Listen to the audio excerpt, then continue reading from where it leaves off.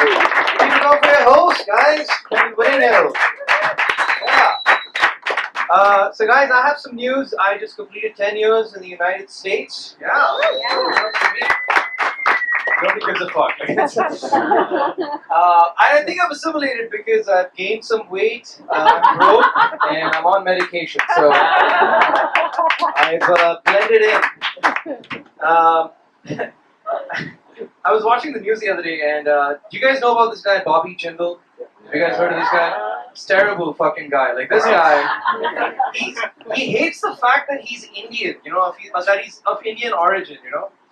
And there's this whole Twitter thing that went on where they was making fun of him. They were saying Bobby Jindal is so white. So here's my tweet that I'm going to say 3 weeks later that I thought about it because Donald Trump was in the news too. So here's the thing, right? Bobby Jindal is so white that even Donald Trump thinks he's racist. Like that's like that is terrible.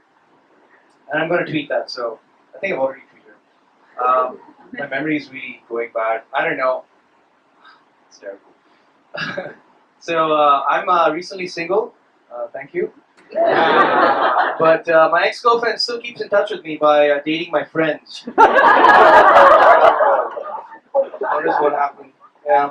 I was at a friend's birthday party. She was there. I was there. It was just awkward because we had to take a group photograph. But it was very convenient though, because she was at one end of the picture, I was at the other end. This way I could crop her out, she could crop me out, and our friends could crop both of us out. Because they don't like our bullshit. There's a lot of benefits to being single. For example, you get plenty of alone time, if you know what I mean. Guys, masturbation is life's insurance policy for loneliness. And Geico should be its official sponsor, you know, because hey, 15 minutes could save you 15% or more on a shitty date. And you're always in good hands. Sometimes. But dating is just changing now. Like, everyone is just on these stupid fucking apps, and the social dynamics is changing. Like, I don't know what to expect when people end all their sentences with exclamation points. You know? Are you angry? Are you excited? Are you having a panic attack? I don't know what is going on. Why can't you just be a regular human being and use emoticons? Like, what is going on? Why are we getting so dumb? Like, it doesn't make... Like, here's what happened, right? There's so many fake profiles on Tinder and all these other stupid dating websites. So I figured out a way to weed the real people from the fake people on Tinder. I start asking them math questions. Not to gauge their intelligence, but to gauge their character, their personality, you know? Because you can tell a lot about someone by asking this question, right? I was like, if I have 10 million in the bank at 10% interest, how much will I make at the end of 10 years, right? And if she's like, is the interest compounded? I'd be like, you're a fucking gold digger. Right there. Maths to the rescue. Oh, man. But I was on a shitty date recently, and it's just the fucking worst. You know, this girl and I had no chemistry because she was on her phone just swiping right through the whole... And I was like, you know what, we don't have any chemistry, so I'm going to be a gentleman and I'm going to drop you home in an Uber, because that's chivalry in 2015. And she got so drunk that she started making out with the driver on the way. I was like, and I was sitting in the back writing this joke, like that's how things work out, you know. Yeah. A lot of my friends are getting married, and they keep posting stuff on Facebook about how they propose to their girlfriends, right? And everyone's trying to one-up one another, you know? Like, it's like, oh, I went to the beach. Oh, I went skydiving. I was like, that's the worst place to propose to anyone. Because what if both of you fall to your death after she says yes? You know, that's a lot of pressure to put on someone. I think everyone should just chill the fuck out and just be honest with each other. And I think as guys, we should just propose for significant others, ladies, guys, whatever it is, right? During the Netflix marathon of Lord of the Rings.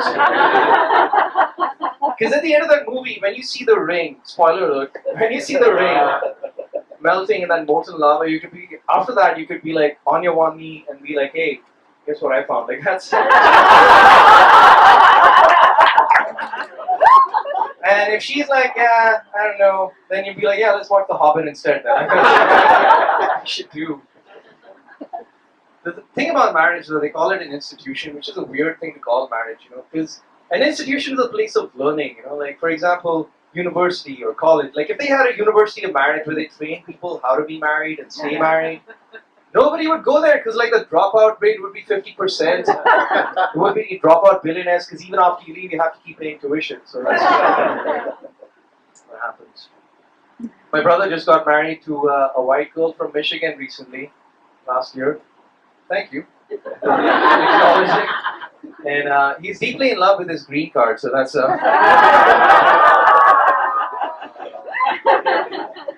And speaking of burlesque, the whole wedding was in a burlesque because we didn't have time to have a bachelor party, so we had to compromise by having a stripper officiate the wedding. That's what happened. And what happened? It's just strange though, because it's my mom flew in all the way from India, and my dad passed away a few years ago. And she just had this picture of him looking at all of us, and I swear, he just looked so fucking mad. He's like, if I was alive, I'd fucking kill myself. You disgrace me. Sorry, got too real.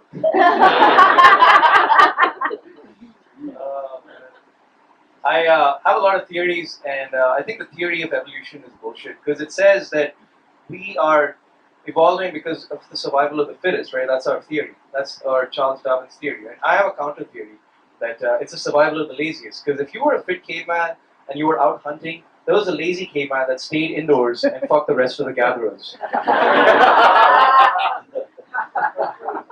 I wanted to Google that theory, but I was too lazy to get to my phone, thereby proving my theory. So that's self-serving prophecy. But I don't know, man. Here's the thing about I think in general, like society or whatever it is, it's just we're too dependent on technology nowadays. Like I was on Google the other day, and it's so negative that I just put in back pain, and 5 minutes later, I was convinced I have spinal cancer. Like that's. And on further reading, I found out that these dogs are now being used to diagnose cancer because they can smell cancerous cells growing in your body, right? But it's just going to be weird if you have a pit bull diagnosing you for prostate cancer. Like that's not going to be a very pleasant doctor's visit, you know? Okay, that's a new one that I need to work on. So, dog jokes.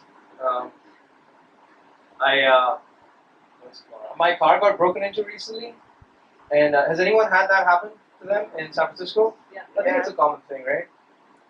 And the guy stole a bunch of books.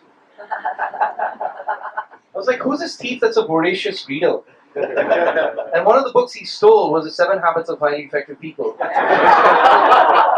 Because I guess self-improvement applies to all fields, you know? Like, I think this guy's got a lot of confidence though, because he's reading this book going, 7 Habits of Highly Effective People, first habit, be proactive. I just stole this book. There's nothing more proactive than stealing. Communicate and collaborate, teamwork. Habit number 2. Habit number 2. This is bullshit. I already have a gang. Like, this is ridiculous. Sorry guys, that joke is incomplete because I haven't finished the book yet, so still work in progress. I was trying to prep for an interview the other day, and it's weird how they try and gauge your intelligence by asking you these morbid questions. You know, I was at this interview and this guy's like, "There's one bullet in the gun. Somebody strapped you and you can't leave anywhere, right? The guy puts a gun to your head. There's one bullet in the gun. Are your odds of living higher if the guy pulls the trigger before or after spinning the barrel?" I was like, does this job have health insurance? And why is Walmart asking me these life or death situations? This doesn't make any sense. What kind of Batman Joker situation am I going to get myself up in? You know? I don't know. It's weird how people are evaluated these stupid interviews. I've been trying to get into shape, and anyone else trying to get into shape, get fit? No one? Just one guy in a blazer just hiding it all up. I've been trying to get fit, and I bought a slim fit shirt. I'm wearing it right now. It makes my knees look thin, but my moves just pop out. Like it's just the worst. It's like wearing a straitjacket made of low self-esteem, you know?